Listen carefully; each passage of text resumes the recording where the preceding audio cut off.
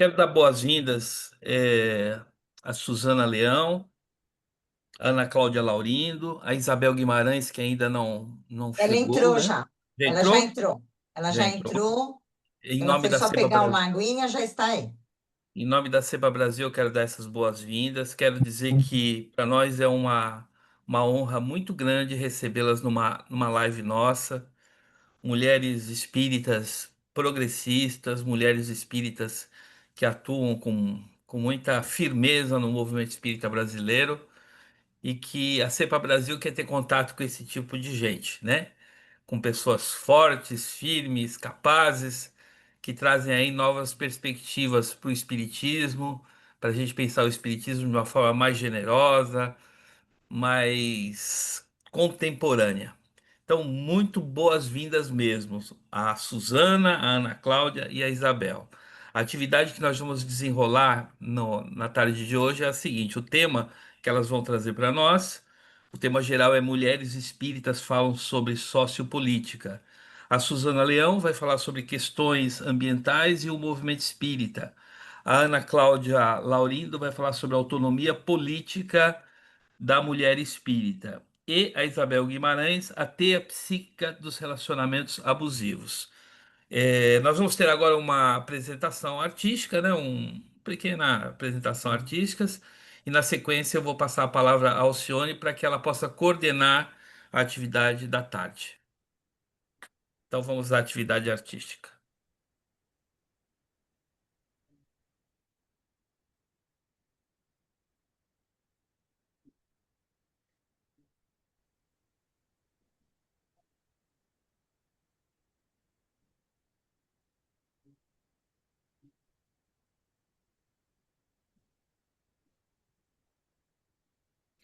É sobre acreditar que pode ir mais e mais além, sem ter ninguém pra te segurar. Mulher, cê pode até voar pro seu destino ou pra qualquer lugar, pilotar, navegar, construir e curar. Desafiando na lei, na ciência, ser mulher é ter consciência de que o mundo pode ser melhor. Essa história a gente já sabe de cor. Podemos gerar e amar outra vida, ser valorizada e inspirar quem acredita, se blindar de toda negatividade, se jogar no mundo cheio de maldade e provar que vale a pena ser gigante, se tornar cada vez mais interessante viver só pra ser mulher. Sabe o que quer, que sabe o que quer. Mulher, ir onde quiser, ser o que puder e quiser ser. Mulher, que sabe o que quer, que sabe o que quer. Mulher, ir onde quiser, ser o que puder e quiser ser. Dirigir, pilotar, trabalhar, se encontrar, ter alguém pra amar. Amamentar, desabrochar, cuidar do lar, batalhar sem ninguém pra ajudar. Viver só pra ser mulher que sabe o que quer, que sabe o que quer. Mulher, ir onde quiser, ser o que puder e quiser ser. Mulher que sabe o que quer, que sabe o que quer. Mulher, ir onde quiser, ser o que puder e quiser ser. Mulher, laraiá, laraiá, laraiá, laraiá,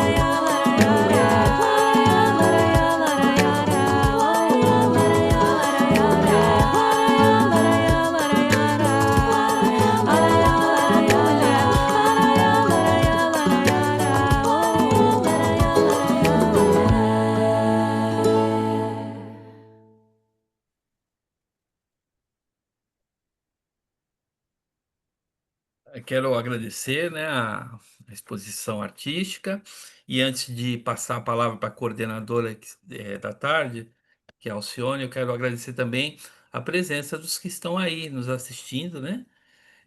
Já estou vendo algumas pessoas muito queridas que estão aí presentes. Alcione, com você então. Ai, muito boa tarde a todos, a todas. É uma alegria imensa estar com vocês aqui.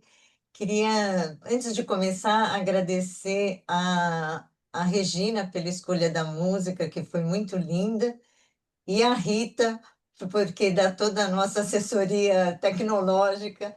Muito obrigada. E não quero ser chata, né? Mas vocês perceberam que a mulherada é muito poderosa, né? É muito poderosa. O nosso presidente é fantástico, mas tem um rol de mulheres do lado dele, atrás, na frente, juntas. Então, é muito bom estar num evento onde essas mulheres maravilhosas vão falar. Bom, nós vamos dar 15 minutos para cada uma. Nós vamos começar pela Suzana.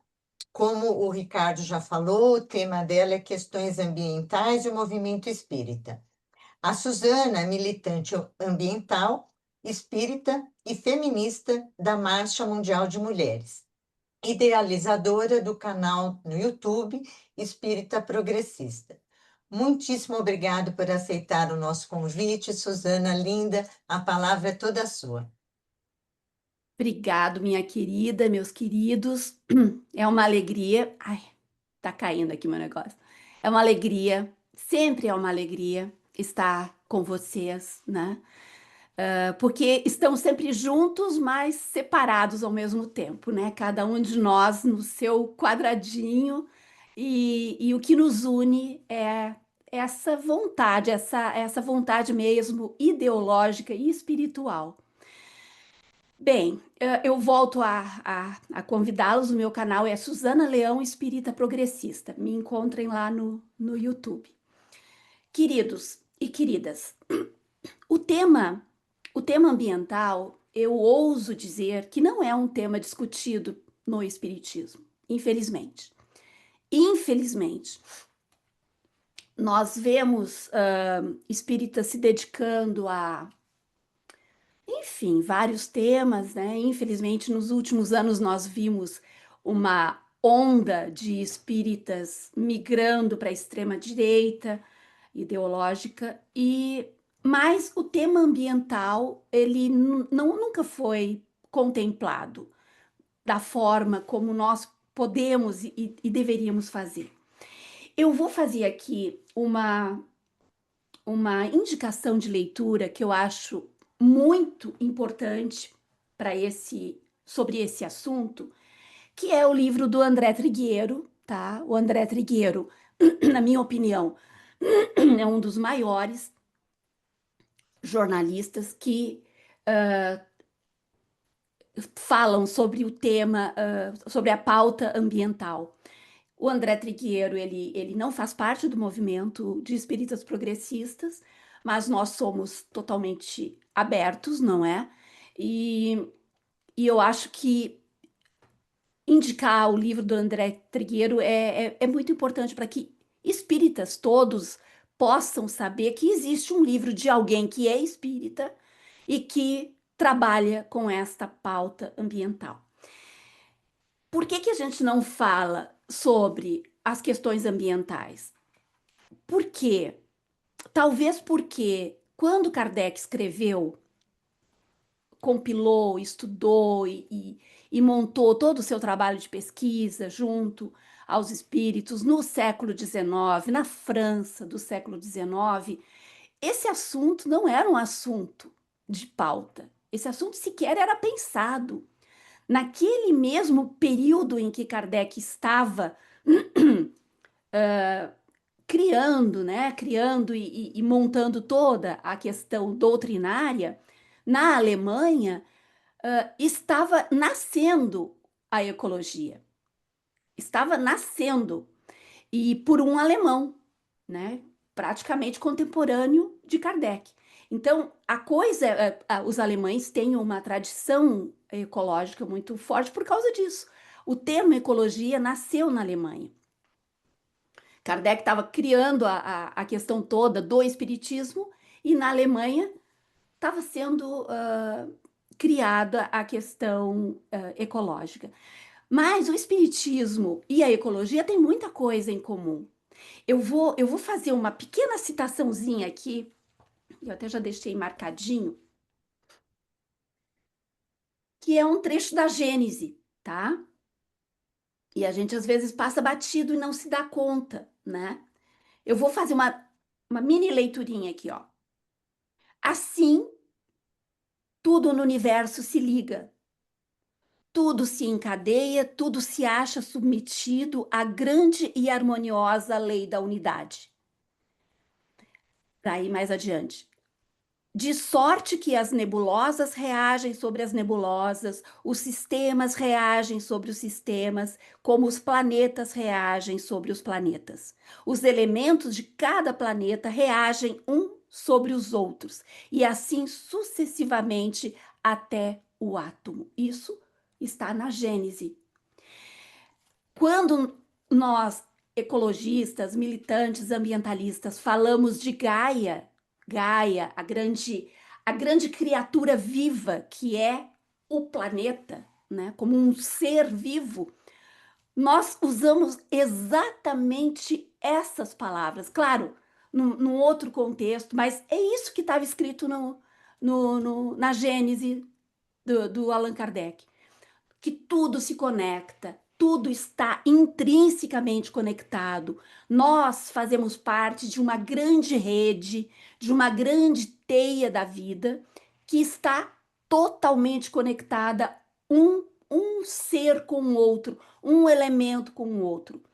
Então, gente, o que a gente está vendo, eu não vou entrar nos pormenores da discussão ambiental, né? Porque mudanças climáticas não já está na mesa, já está, as cartas da mudança climática já estão aí. A gente precisa apenas agora saber jogar isso, porque não tem mais como dizer, pode ser que não aconteça. Não, a coisa já está posta, né? A coisa já está posta.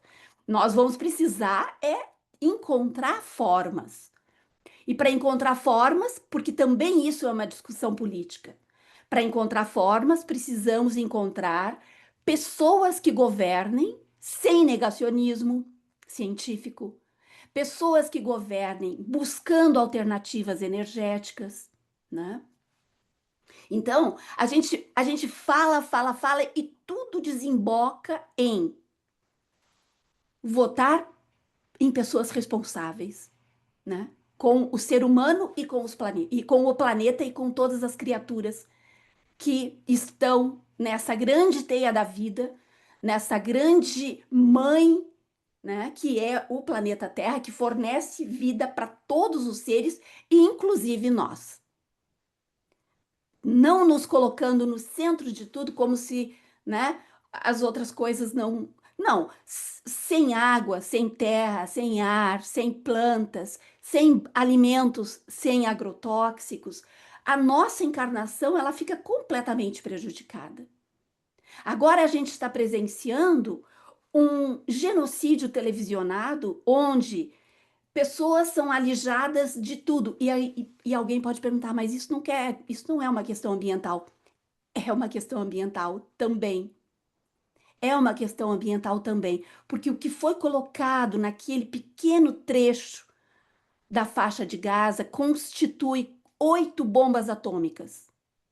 8 bombas atômicas. Então, imaginem a contaminação do ar, da terra e do mar, porque ali é uma área costeira. Então, gente, tudo é ambiental.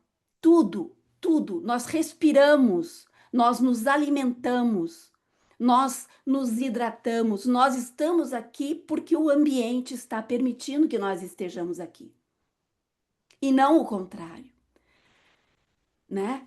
O ser humano, a maioria das pessoas ainda estão naquela visão do passado, aquela visão onde nós éramos o centro de tudo, né? Nós, a espécie humana é o centro de tudo e tudo está para nos servir. Gente, na verdade, o planeta sem a espécie humana, ele segue, ele floresce, ele vai ele continua existindo. Nós, sem qualquer desses elementos que nos fornecem a vida, nós não vamos a lugar nenhum. Sem água, sem alimentos, né? Com contaminação, nós não vamos a lugar nenhum. Então, nós somos a parte mais frágil dessa grande teia da vida. Ficou claro? E Algum comentário? continuo? Desculpa, Suzana, foi alguém que entrou com o telefone, com o microfone Ok. ligado, desculpa. Então, queridos e queridas, é muito importante que nós, sendo espíritas, acreditando na reencarnação, sabendo que a vida é um processo evolutivo contínuo, que nós nos preocupemos com esse cenário que é o nosso palco encarnatório, que é o planeta Terra. Eu confesso a vocês que eu sigo muito Kardec naquela questão de acompanhem a ciência, né? Acompanhem a ciência. Se a ciência diz que é por ali, sigam a ciência. Se isso entrar em contradição com o espiritismo, assim mesmo sigam a ciência. Kardec nos disse isso, nos deixou escrito isso. E eu sou muito adepta dessa teoria. Então, enquanto a ciência não bateu o martelo de dizer que nas proximidades do nosso possível existe algum outro planeta com condições de vida, é esse que nós temos. Então, é esse aqui que nós precisamos valorizar. E não como muitos espíritas ficam, né? Num devaneio de nosso lar, de colônias, de não sei mais o que. Sabe? É o mesmo devaneio, que os negacionistas utilizam para dizer que vão fazer colônias em Marte. É impossível, gente, fazer colônia em Marte. Não vai acontecer. Simplesmente não vai acontecer. Ouçam qualquer cientista e eles vão dizer, gente, isso é um delírio. É um delírio megalômano, sabe? Um delírio de pessoas que perderam o chão. Mas nós precisamos voltar com os nossos pés no chão, né? Esse chão que nos alimenta. É desse chão que nós tiramos o nosso alimento. É esse chão que nos propicia a nossa caminhada evolutiva. Então, eu acredito que é o mínimo que nós podemos fazer é abrir espaços dentro dos nossos encontros, palestras, para chamar as pessoas para essa discussão, né? Inclusive, há muito tempo atrás, nós usávamos o termo aquecimento global, que é a mesma coisa que mudanças climáticas, mas o negacionismo foi tão grande, foi tão violento, a campanha negacionista foi tão grande, e vocês sabem como funcionam as cabeças, né? As pessoas, elas compram fake news, elas compram meias verdades, e elas embarcam nisso. Que os próprios cientistas, percebendo que as pessoas estavam entrando no negacionismo, porque diziam, ai, mas se os invernos estão cada vez mais rigorosos, como é que pode ter aquecimento global? Uma visão infantil dessa coisa. O planeta está aquecendo. E nós não podemos permitir que isso continue, porque é mais alguns graus de aquecimento, muitas coisas começam a cair, porque nós vivemos uma teia frágil da vida. É uma teia, o equilíbrio ecológico, ele é todo ele muito frágil. A hora que algas do mar começam a desaparecer, corais começam a desaparecer, pequenos insetos, pequenas coisas das areias, pequenos insetos polinizadores começam a desaparecer, essa teia começa a... Né? E eu não estou sendo catastrófica, porque eu não sou catastrófica, as pessoas catastróficas não entram em militância. Né? Quando a gente sai para militar, é porque a gente acredita, é porque a gente tem esperança, é porque a gente tem certeza de que coisas positivas podem acontecer. né? Coisas positivas podem acontecer. Então, existem coisas que nós, pequenas pessoinhas nessa teia podemos fazer? Existem, claro. Primeiro, vamos plantar uma árvore. Vamos plantar uma árvore. Vamos fazer isso, cada um de nós aqui, ó. Arranjar um cantinho, arranjar um lugar, fazer um grupo, né? Quem tem espaço físico, fazer esse tipo de... Quem faz palestra com público, palestra pública, incentivem isso nas pessoas. Incentivem o cultivo, incentivem, porque, olha, o capitalismo, ele odeia a natureza. Se ele pudesse cimentar tudo e transformar tudo em estacionamento, ele faria, né? Ele faria isso. Mas o que seria de nós? O que seria da nossa existência, né? Então, a gente tem como fazer esse movimento. É um movimento simples, é um movimento singelo, né? É um movimento singelo. Aqui na minha cidade nós tínhamos, porque eu moro numa área rural. Se vocês... Suzana você bateu no microfone e ele ficou sem som. E cuidado, o seu tempinho está terminando. Voltou o som? Voltou. Voltou, ok. Mais um minuto. Quando nós viemos morar aqui essa área estava devastada. Ela tinha sido queimada para fazer carvão. Ela tinha tido cabras, e vocês sabem que as cabras comem até a raiz da grama. Não tinha uma árvore, não tinha um pé de árvore.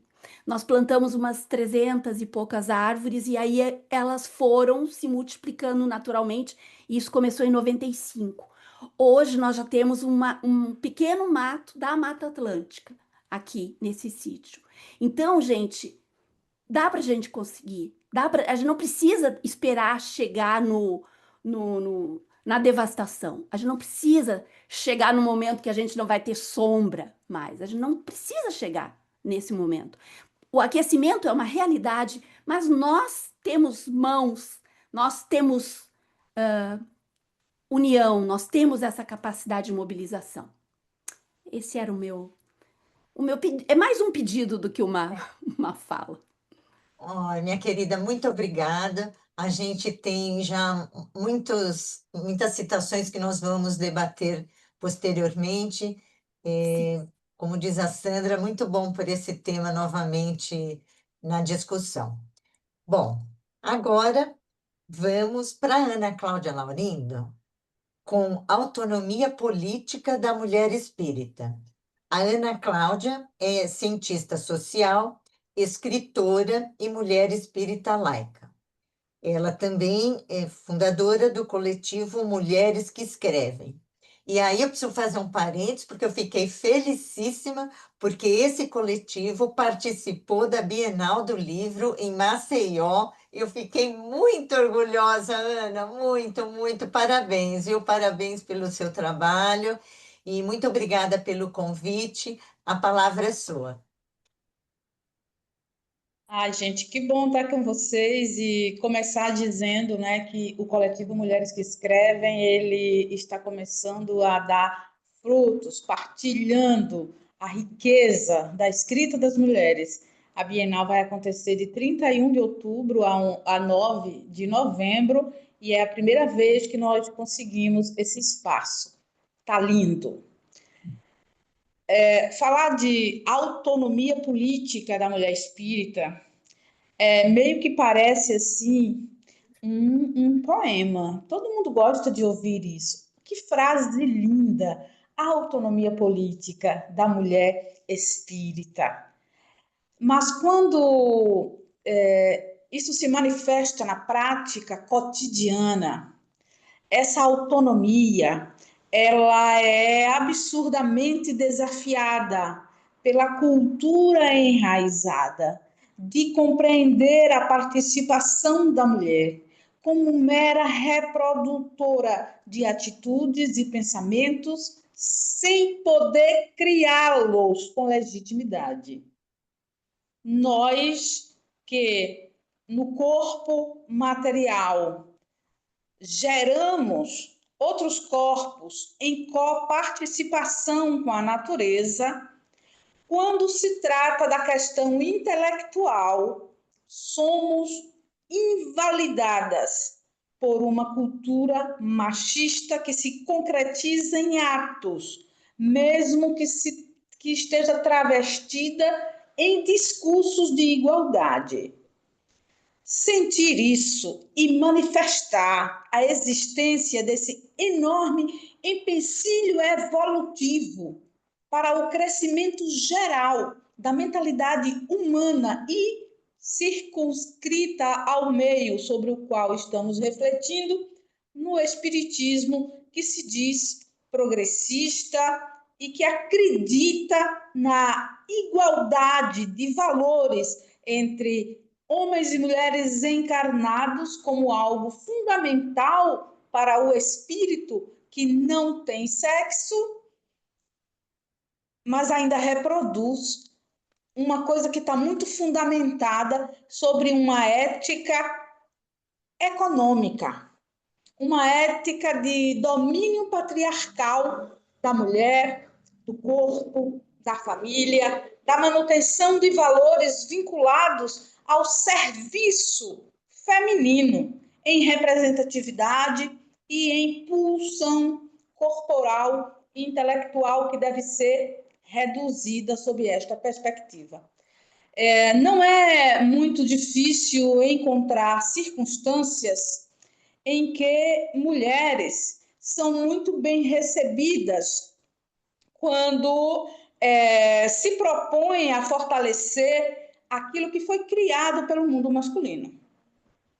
Porém, a capacidade que nós temos de inovar e de trazer outras propostas para serem validadas, reconhecidas, o tipo de situação de prova, de teste, que vai além, muito além de qualquer imagem de grupos ritualísticos que possamos imaginar, porque os rituais fenomênicos são visíveis e previsíveis, mas os rituais ideológicos de domínio, de controle, de negação, eles se ocultam, eles são camuflados. Então, é muito importante, para manter essa cultura de camuflagem, louvar a mulher de fala, mas na prática cortar-lhe as asas. E ninguém mais do que nós, mulheres, podemos perceber o efeito disso. Mas questionar essa prática, ela tem um efeito punitivo tão grande que muitas de nós, mesmo sabendo que isso existe, prefere não fazer o enfrentamento, porque afeta relações, afeta a forma como a pessoa é vista, concebida no meio, aceita no círculo.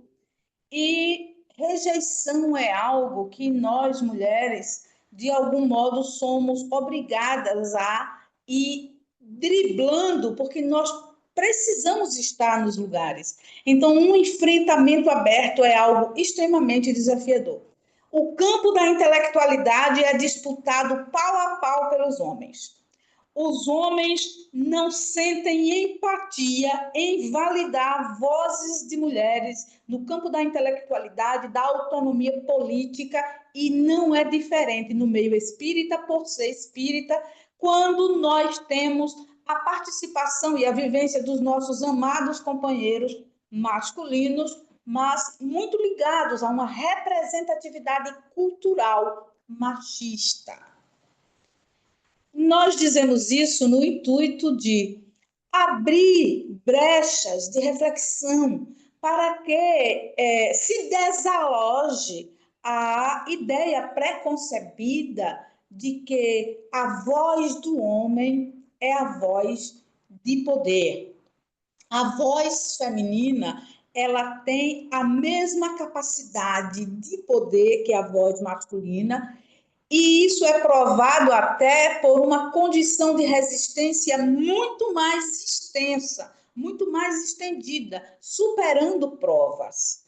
Então, não é um campo de competitividade que nós reforçamos quando trazemos esse tipo de diálogo para um momento assim aberto. Nós não estamos pretendendo de maneira nenhuma desacreditar, invalidar ou fazer uma crítica sem razão aos nossos companheiros e amados homens espíritas. Nós estamos apenas colaborando com os estudos que fazemos e as potencialidades que possuímos para que uma situação nova possa ser admitida. Porque nós, mulheres, nós fazemos muito bem as ações administrativas, domésticas, nós organizamos as coisas de uma maneira muito primorosa, nós somos capazes de fazer recepções calorosas, que são muito bem-vindas, mas nós também estamos no páreo da discussão política por dentro. Nós também temos capacidade intelectual de fazer proposituras de olhares que são bastante revolucionários, porque eles desalojam aquilo que já tinha sido transformado em hábito e que se tornou um empecilho a um movimento renovador. Quando eu escrevi o livro Revolução Política dos Espíritos, que muitos de vocês conhecem, e que lá no nosso último encontro em Porto Alegre foi um livro assim muito acolhido, o que me deu um incentivo e uma vontade enorme de continuar escrevendo ainda muito mais. É um livro que ele não vem de uma opinião apaixonada, mas ele é resultado de muito estudo nessa perspectiva subversiva, né, que me caracteriza enquanto mulher que escreve e que pensa, mas que volta-se para o Espiritismo, que é uma base de amor profundo que me move enquanto ser nesta sociedade, enquanto cidadã, e que foi completamente balançada dentro das circunstâncias atuais da vivência espírita do nosso país. Então, é como se um turbilhão de situações novas estivessem descendo em forma de cascata, e é necessário ter muita paciência para olhar e identificar elemento por elemento, mas foi muito rápida a percepção de que o elemento religioso não basta para contemplar os desafios evolutivos que nós todos carregamos neste processo de descoberta e de redescoberta das coisas. E é uma questão que não se coloca de uma maneira submissa diante das opiniões correntes, porque a submissão, ela tem um papel na vida individual das pessoas, mas, de um modo geral, ela seria um empecilho intransponível para o avanço do pensamento.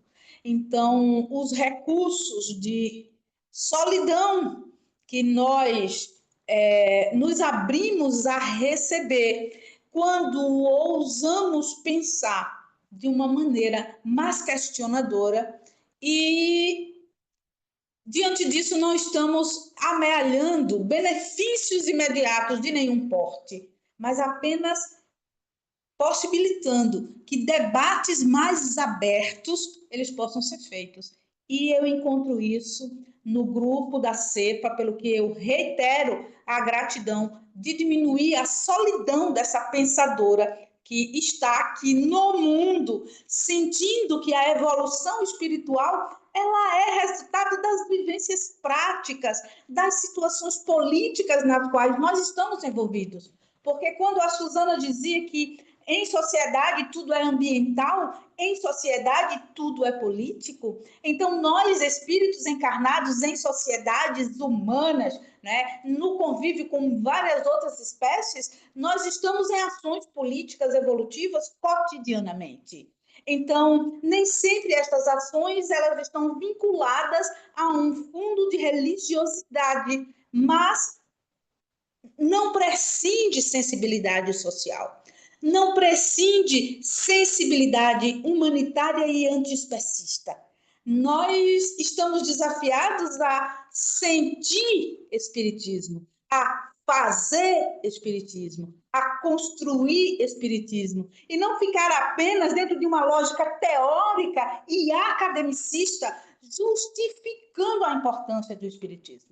É um chamado muito interessante que, obviamente, não vai ser entendido de modo imediato por muita gente, mas tem muita gente fazendo isso sem saber que está fazendo, sem dizer que está fazendo, porque está vivendo amor na prática, está evoluindo por saber ser e fazer-se importante nos processos de conservação, preservação, recuperação, salvação das possibilidades de elevação humano-espiritual. Isso é tão delicioso de falar e é tão difícil de falar. E que criar mecanismos para divulgar esse tipo de pensamento é necessário. E, mais uma vez, eu agradeço aos espíritas laicos do Brasil por permitirem que esse pensamento ele tenha eco, que ele possibilite diálogos sobre, porque nós não estamos aqui numa luta por pódio, é assim que eu interpreto.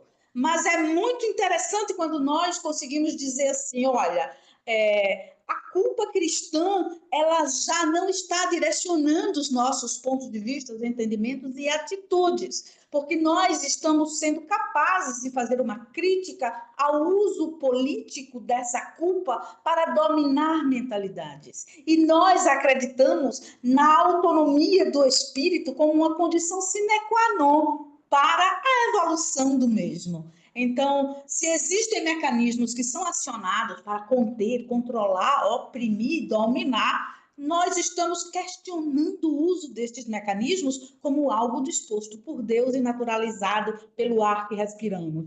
Há uma intencionalidade política que pode ser perversa e que pode servir para danificar o mundo, as pessoas e as outras formas de vida que aqui se encontram.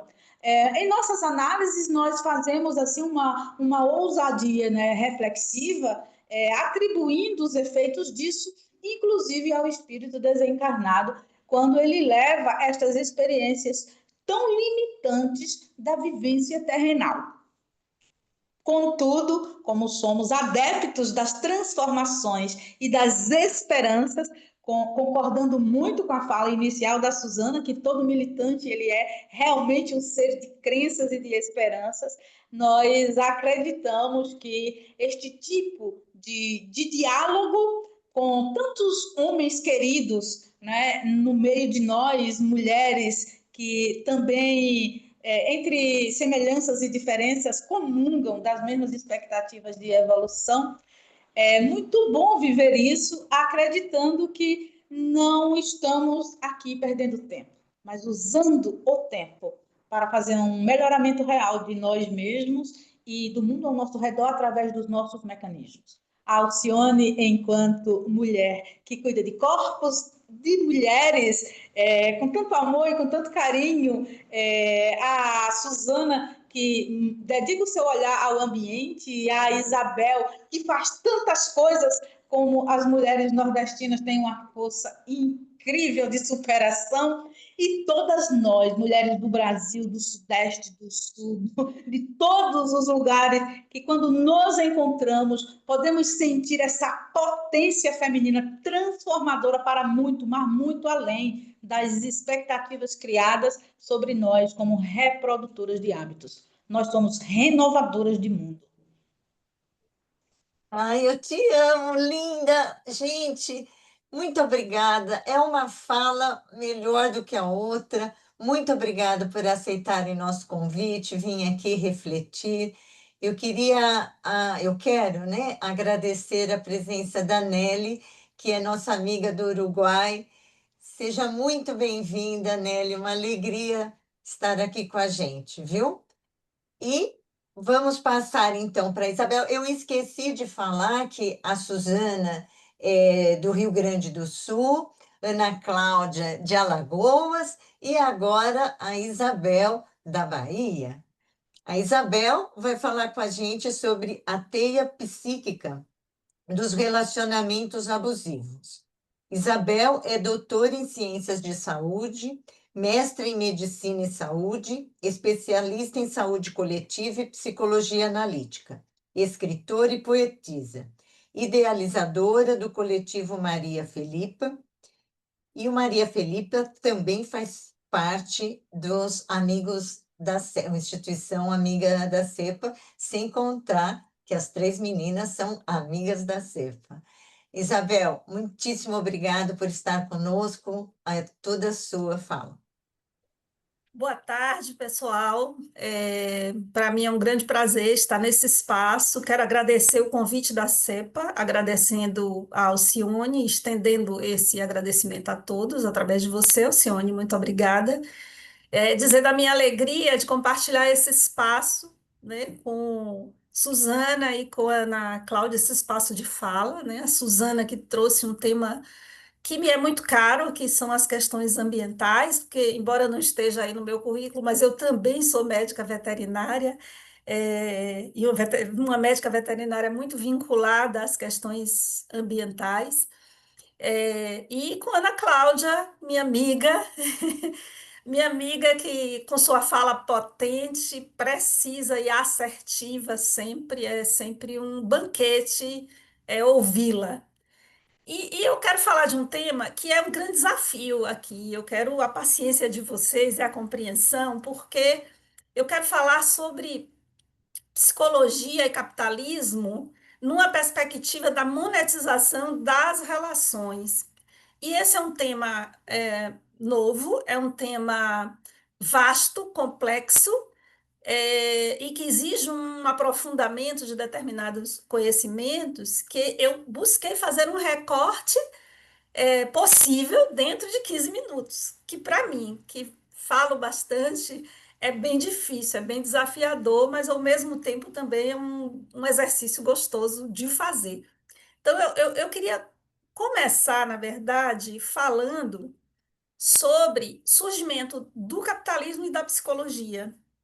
Então, o capitalismo, quando surge no século XVIII, né, com a ascensão da burguesia e declínio do feudalismo, ele traz três características principais, que é a propriedade privada, o acúmulo de riquezas e a transformação da força de trabalho como uma mercadoria.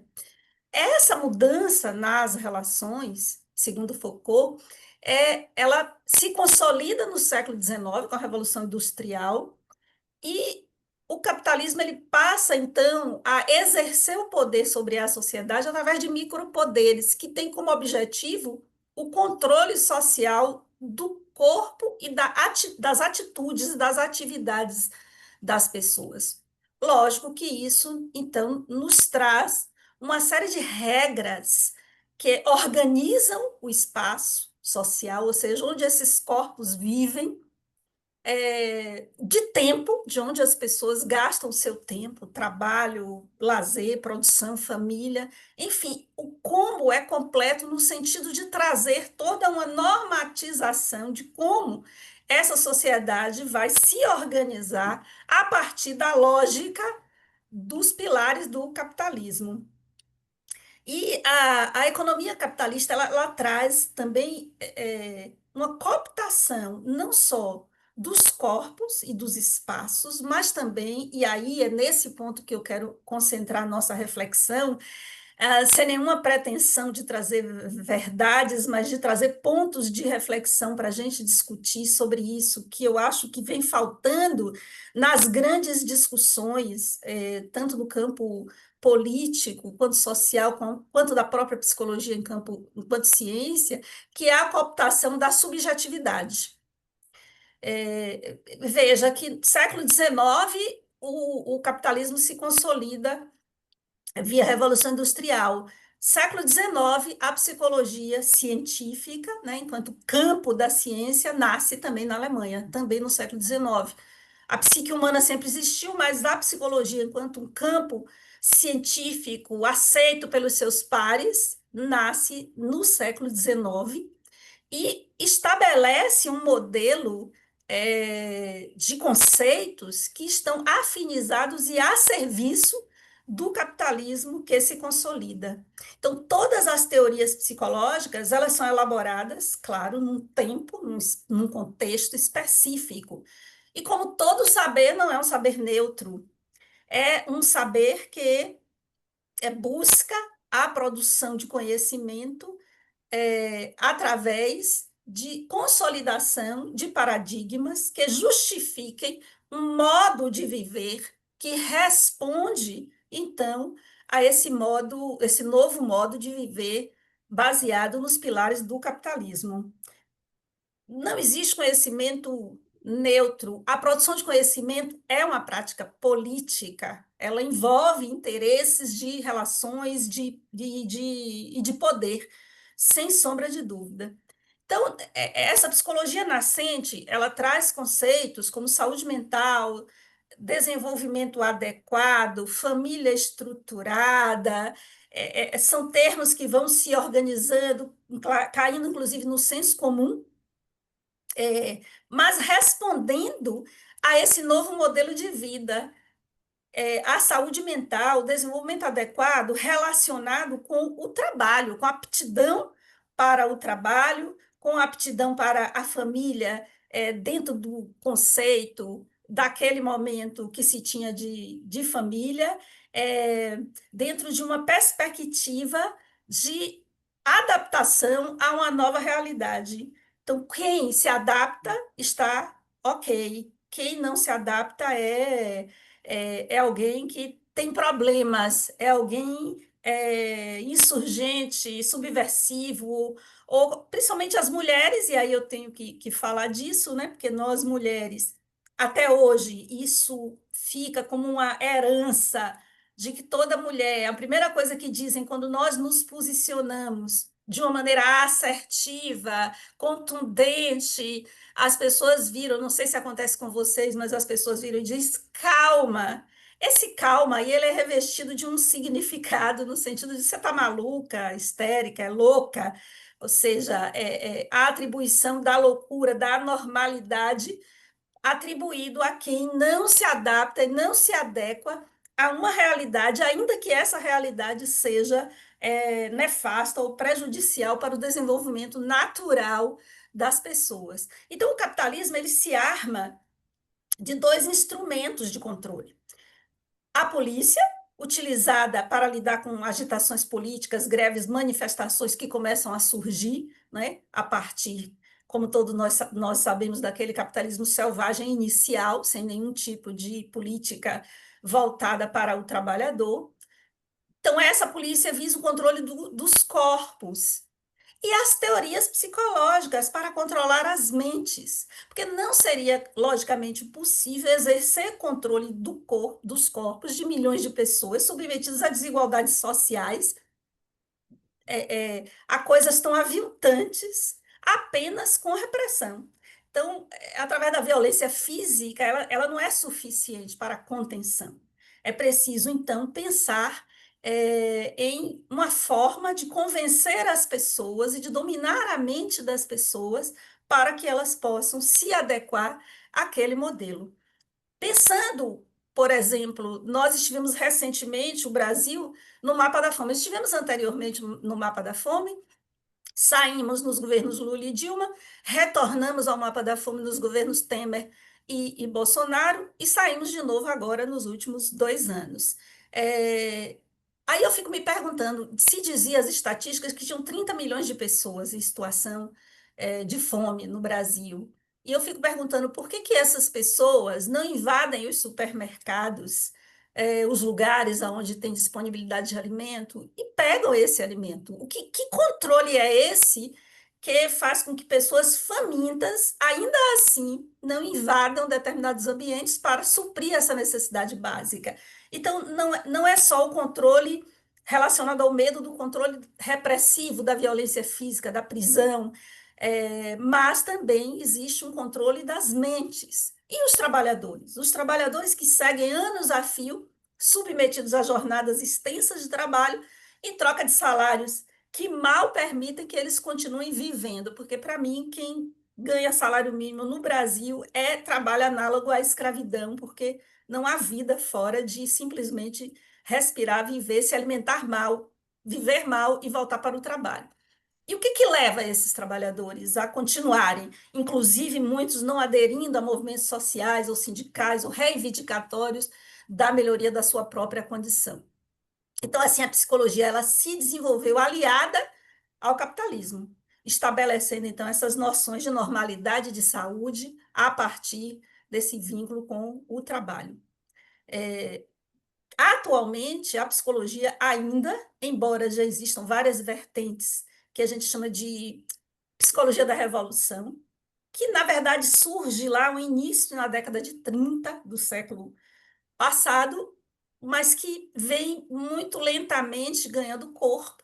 Então, a psicologia ainda opera como uma ferramenta de controle social e de alienação, buscando transformar problemas sociais em questões individuais. Então, o trabalho é de gestão do sofrimento, com suas repercussões nos relacionamentos. Por isso, eu trouxe a questão da teia psíquica das relações abusivas, daqui a pouco eu vou chegar nelas. Então, os relacionamentos humanos, no geral, os relacionamentos amorosos, em particular, também, a gente não busca a cura ou buscar para a cura a gênese, vamos fazer a gestão do sofrimento. É como você tem uma fratura e, ao invés de reduzir a fratura e mobilizar a perna para se curar, vamos ficar tomando analgésico para suportar a dor. Mas é um sofrimento que não se conclui. E aí, talvez você esteja se perguntando assim, cadê a teia psíquica dos relacionamentos abusivos? Então, vamos lá, as reflexões em relação a como é que tudo isso que eu trouxe acaba reverberando nesses relacionamentos abusivos, e isso fica muitas vezes fora do âmbito das discussões, e eu que acompanho bastante, porque faço parte do movimento mesmo de combate à violência contra mulheres e meninas, por exemplo, participo de muitos eventos aqui em Salvador, no interior, fora da Bahia, e as discussões, muitas vezes, elas não passam pelas questões de ordem desse controle psíquico e desse combo de insatisfações e de sofrimentos que as pessoas estão submetidas numa sociedade que prioriza o ter em detrimento do ser. Então, vamos lá. O modus operandi, então, utilizado pelo capitalismo para controlar corpos e mentes, reverbera nas relações entre as pessoas. As noções de comportamento adequado do que é ser homem, do que é ser mulher, na perspectiva do comportamento socialmente construído, desse ser homem e ser mulher, as relações de poder no microcosmo familiar, no ambiente laboral, no estímulo ao individualismo e, principalmente, a falácia da crença de que problemas coletivos são causados pelo indivíduo e sua inabilidade adaptativa. Então, traz para um âmbito individual problemas coletivos e se tenta resolver e apaziguar apenas olhando para o indivíduo, sem inserir esse indivíduo num meio coletivo que o pressiona no sentido de ir de encontro à sua própria subjetividade, que foi cooptado à sua própria natureza, à sua singularidade. A gente pode pensar aí na expressão da singularidade do espírito. Alcione, por favor, controle meu tempo, por gentileza, viu? Quando tiver faltando 5 minutos, me Eu avisa. estou com dor no coração, mas faltam 2 minutos. Ai, Jesus, espera aí. Me dê mais 2 minutinhos, eu já vou terminar, tá? Tá bom. Então, eu vou trazer um conceito. Aí, na hora da conversa, a gente pode concluir mais coisas. Eu vou trazer para exemplificar o que eu estou trazendo, ou seja, o que eu estou querendo trazer o quanto o capitalismo, o quanto ele é nefasto para a subjetividade humana e como isso reverbera nas relações entre as pessoas e reverbera em relacionamentos abusivos em qualquer área de relação, mas eu vou focar na relação entre homem e mulher. Então, a psicologia analítica ela traz um conceito que é o conceito de projeção. E nesse conceito de projeção, ou seja, aquilo que eu não consigo resolver dentro de mim, eu projeto no outro e tento resolver a partir da aniquilação do outro, quando esse elemento é um elemento negativo, é um elemento que me coloca em contato com as minhas fragilidades, com as minhas frustrações, medos, sentimentos de inferioridade, insegurança, enfim. Eu tento me libertar desse combo de profundo sofrimento, desse desamparo psicológico, projetando isso em alguém ou em algo. E muitas relações entre homens e mulheres acabam que tanto os homens quanto as mulheres acabam projetando entre si, mas os homens principalmente porque nós vivemos sobre um dos pilares do capitalismo, que é o patriarcado, que parte do pressuposto de uma inferioridade das mulheres em relação aos homens, e nessa busca de negar as suas fragilidades, o seu sentimento de inferioridade, as suas frustrações, a ausência de sentido em uma sociedade contemporânea esvaziada de valores profundos e do espírito, dessa divisão, dessa cisão entre quem eu realmente sou, o que minha natureza me pede como viver e aquilo, e o meu atendimento às expectativas de uma estrutura individualista, seca, árida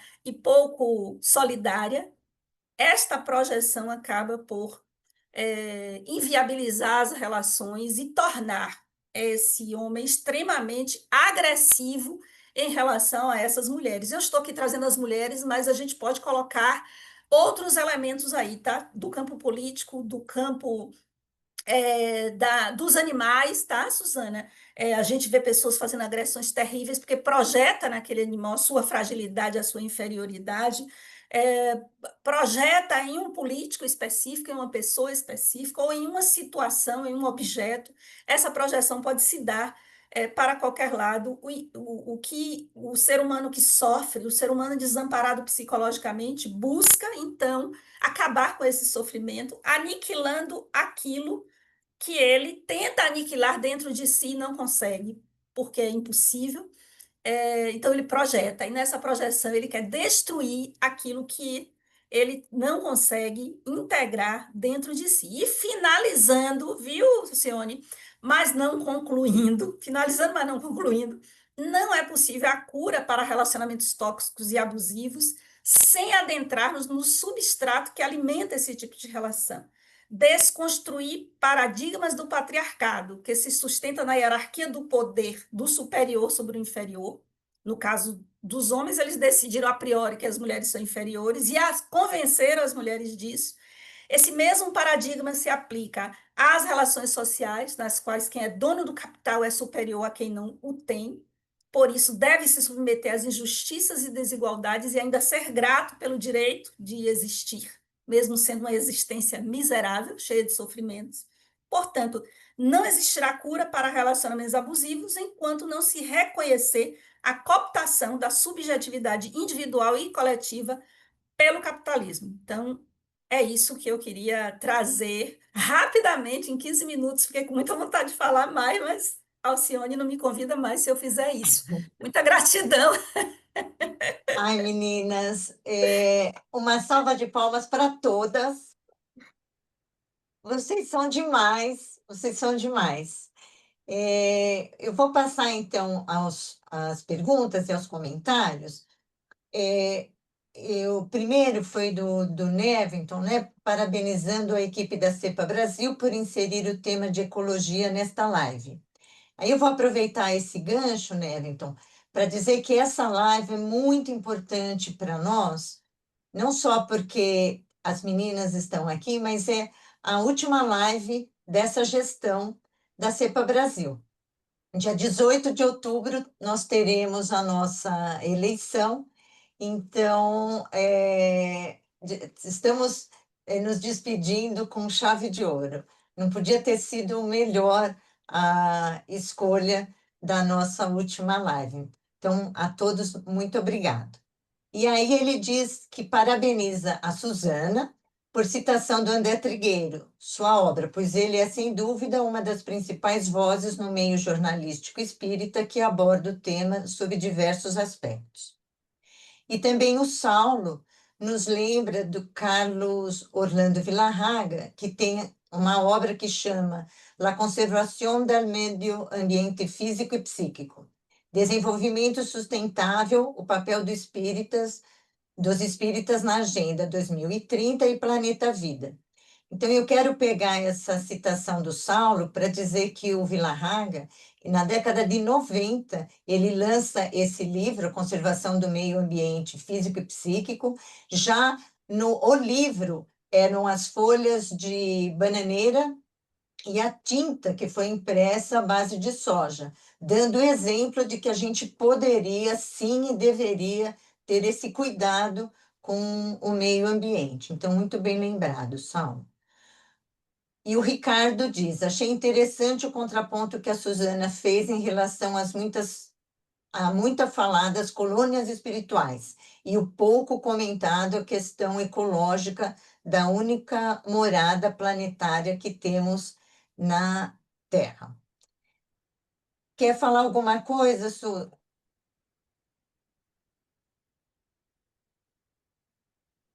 Aqui.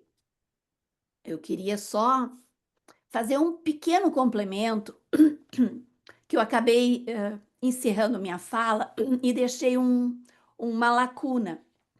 O escritor, o cientista que na Alemanha estava criando o termo ecologia foi o Ernest Haeckel. E ele lançou a obra dele em 1866, para vocês verem como ele e o Kardec estavam absolutamente contemporâneos nas suas criações, né? E basicamente era esse o complemento que eu queria Tá bom. E a fazer por Sandra enquanto. ainda fala para você o seguinte: saudades do tempo em que estávamos muito, mas muito mesmo, tentando construir uma consciência sobre o ambiente. Hoje, com tantas outras barbaridades, estamos lutando diariamente contra o fascismo, mentiras, os ataques às nossas ideias, que às vezes me sinto realmente abandonada ou esquecendo a questão do clima e do ambiente. Obrigada, Suzana, por nos manter e trazer de volta esse tema. E aí, já que eu estou com a palavra, vou falar as minhas impressões, que eu amei você falar principalmente do pensamento sistêmico, né? Quando você fala da teia da vida, que é um assunto que eu adoro.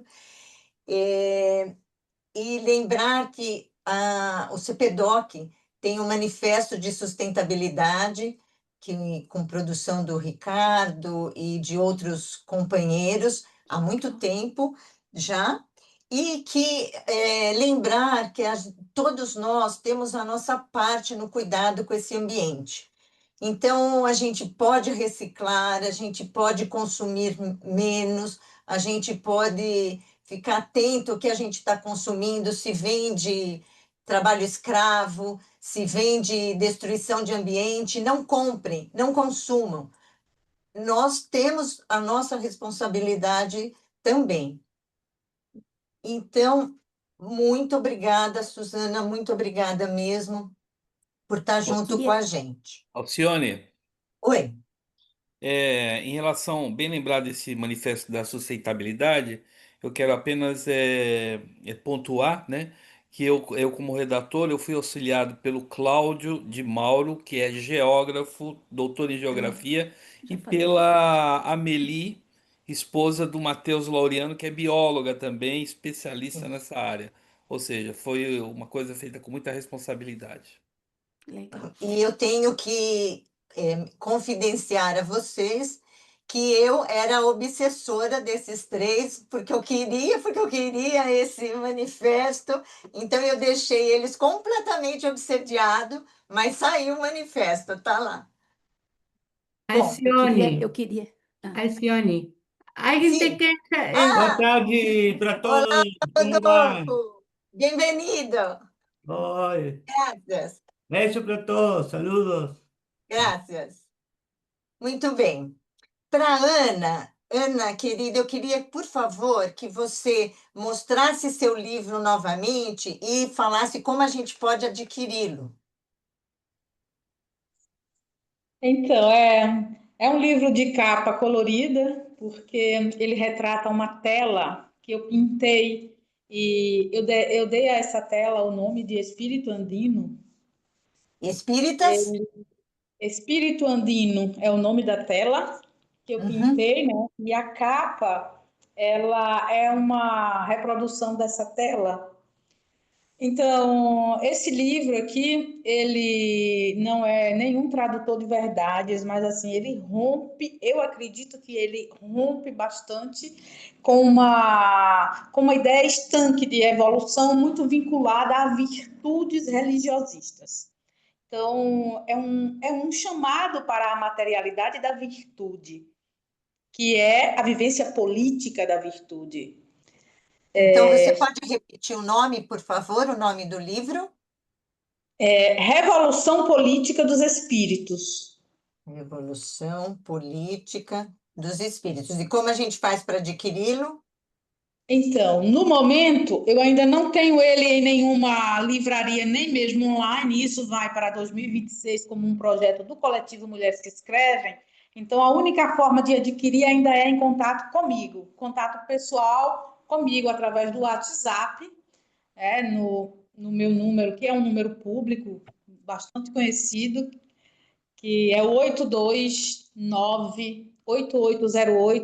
829-8808-4903. Eu também estou nas redes sociais, eu estou no Instagram como @AnaLaurindo Escritora, eu sou facilmente encontrada no Facebook, então tem muita gente que me encontra e que entra em contato e faz o pedido do livro. Inclusive, assim, esse livro ele não é uma obra que seja muito conhecida em Alagoas, ele é uma obra brasileira, isso me deixa muito feliz, porque apesar de modesto, ele é muito pedido para fora do meu estado, porque aqui falar em espiritismo laico é a mesma coisa que está falando de uma fantasia. As pessoas não concebem como uma prática legítima. Só é espiritismo verdadeiro, o hegemônico e religioso, núcleo duro. Então, é um papel interessante trazê-lo para cá. Ele vai estar na Bienal, ele vai estar no estande do Coletivo Mulheres que Escrevem. E, no mais, é um agradecimento muito grande pela acolhida que esse livro ele tem recebido. Haja vista que eu sou apenas uma escritora muito ousada. Apenas isso. Eu não sou mais do que isso. Eu sou muito ousada. Mas eu Mas encontro a uma gente coisa, então eu agradeço muitíssimo, é, porque isso é o combustível do pensamento subversivo. por isso que a gente te ama. Bem, continuando. O Pablo, do Cavanhaque de Kardec, que muito nos honra com a sua presença, ele disse que é uma live importantíssima, com assuntos que literalmente cruzam o Brasil de ponta a ponta, tratado por mulheres de altíssimo nível. Muito bom. Aí o Ricardo, ele pergunta para Isabel. Isabel, o Espiritismo valoriza o desenvolvimento moral. Gostaria de saber de você se os processos ideológicos das sociedades capitalistas afetam de alguma forma os conceitos de certo e errado defendidos pelos espíritas. Em síntese, há uma interferência ideológica sobre as mentalidades espíritas, influência essa não percebida conscientemente? É uma pergunta bem complexa, mas vamos lá. É, uma sociedade, ela não é uma entidade por si só. Uma sociedade, ela é a resultante das individualidades que a constituem. E nessa constituição de individualidades, nós temos diferentes níveis de compreensão e de posicionamento em relação à leitura da realidade. Que eu diria que as nossas experiências, aí falando numa perspectiva espírita, não sociológica apenas, mas espírita, nós vamos nos posicionar em relação à visão de mundo, à leitura de mundo e, portanto, à ideologia que abraçamos a partir dessa resultante de experiências minhas como espírito. Como é que eu leio esse mundo? Em que nível eu estou de leitura desta realidade e de que forma esta realidade vai impactar na minha subjetividade? Isso é algo que nós precisamos ter bastante atenção, porque nós conversamos com pessoas, e aí eu não estou falando só eu tenho certeza que todos aqui passam por essa experiência, eu passei essa semana, por pessoas que estão numa posição, digamos assim, intelectual em relação a essa sociedade que se diria altamente desenvolvida, que tem estudos, mestrado, doutorado, com visão de mundo e com posicionamentos ideológicos completamente contraditórios ao aquilo que os espíritos trouxeram. Porque se a gente lê a estrutura o livro dos espíritos com calma, para quem lê, porque eu acho que hoje cada vez as pessoas leem menos, a gente vai ver posicionamentos que se afinizam com uma visão de mundo progressista e à esquerda dos espíritos.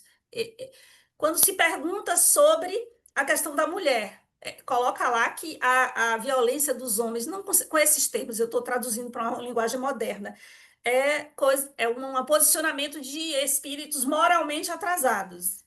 Então, é feminista.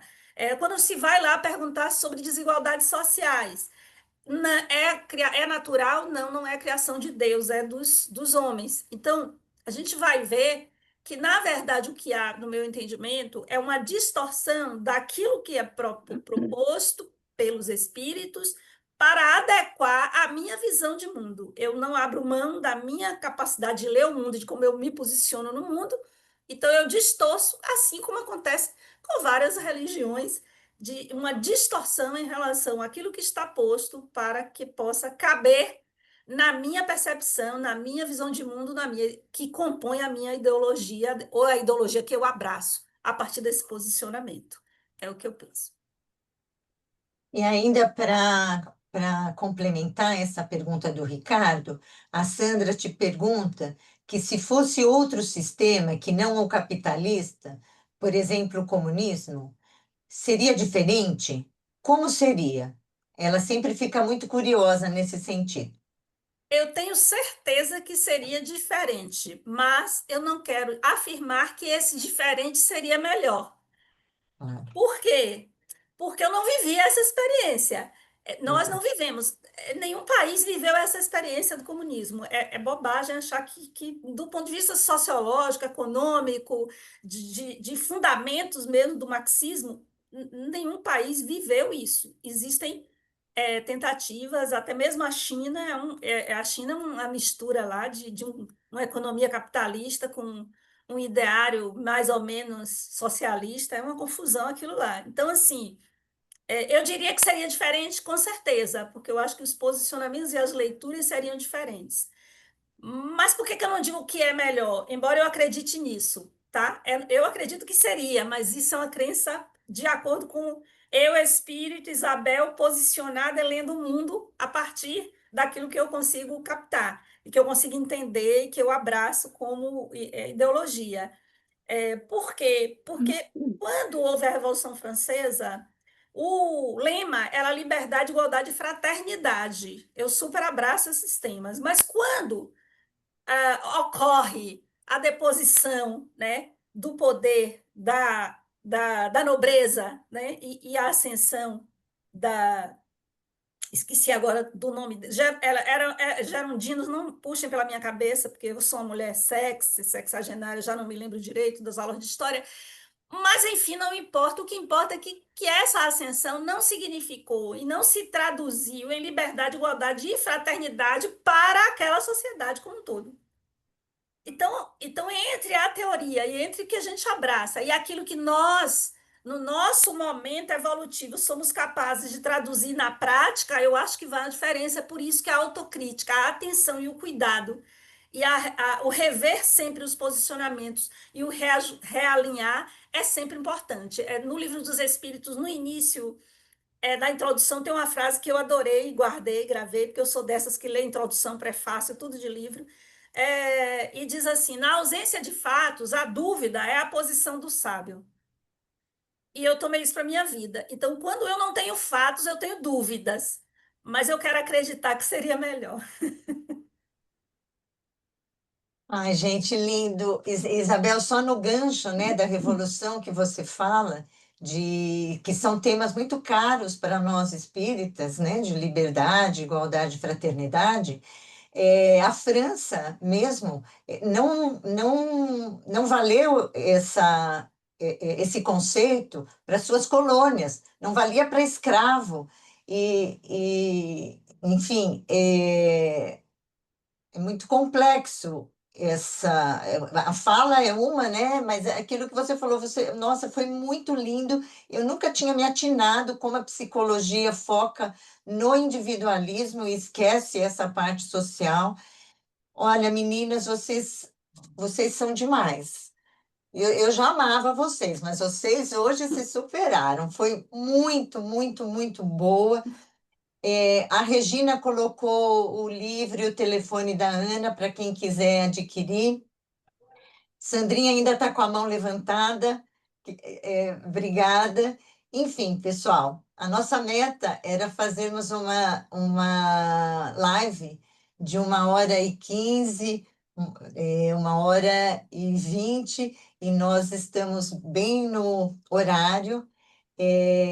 Eu queria agradecer imensamente a todas vocês, foram sensacionais, parabéns a todas as pessoas que estão nos assistindo. Tenho certeza que tem um monte de parabéns no chat que vocês vão poder ver. Realmente foi lindo e fico muito feliz, como eu disse, de encerrar o trabalho dessa diretoria com uma live tão fantástica como essa.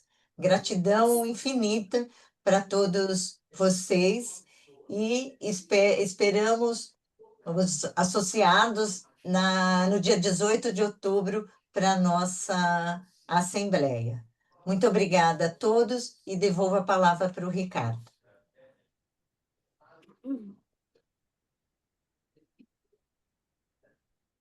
Está com o som fechado, Ricardo.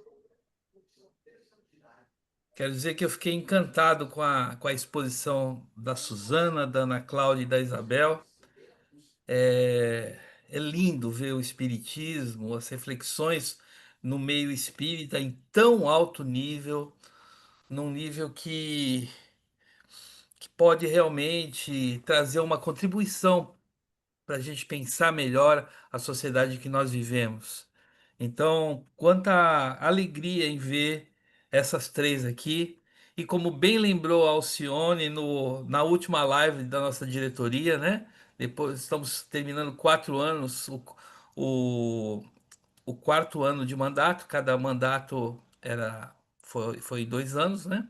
Inclusive, nós temos aqui a presidenta, a primeira presidenta da CEPA Brasil, que é a nossa queridíssima Sandra Regis, né, que foi a primeira presidenta desse, dessa instituição, né?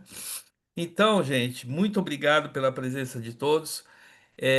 Eu tenho certeza, sabe, Alcione, Regina, Rita, Salomão, Nemington, os queridos diretores que estão aqui, que a CEPA Brasil, nesses 4 anos, acertou muito em se abrir para esse movimento espírita brasileiro progressista, dialogar com essa turma, que nós estamos aprendendo muito, estamos trocando experiências, estamos nos enriquecendo verdadeiramente. Então foi um acerto muito grande da nossa diretoria que eu vou, com muito orgulho, sabe, Alcione?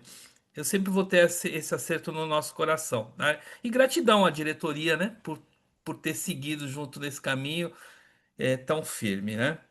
Bom, eu quero agradecer a presença de todos que tiveram aqui nessa live. que vai ficar gravada para quem quiser assistir posteriormente. A Isabel eu não conheço pessoalmente ainda, só tive a honra de conhecer a Ana Cláudia e a Suzana, mas, Isabel, adorei a sua exposição e tenho certeza que em breve nos encontraremos em algum momento aí na nossa trajetória. Então, agradeço finalmente a Rita, porque a Rita sempre tem sido um grande amparo aí para nós nessa parte do apoio. Agradeço a Regina, também sempre muito solícita, secretária da CEPA Brasil, e a todos, Alcione, pela excelente coordenação. Alguma E coisa, Alcione? também, e também, Ricardo, ao CCEPA, que E ao gentilmente CCEPA. nos cedeu o Zoom, Isso. ao Beto, que nos auxiliou todo o tempo.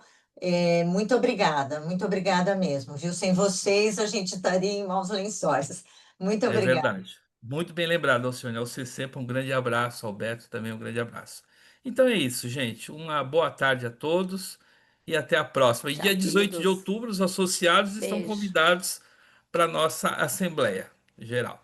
Tá bom? Tchau. Tchau, Tchau, gente. gente. Obrigada, viu? Fiquem bem, fiquem bem. Fiquem bem.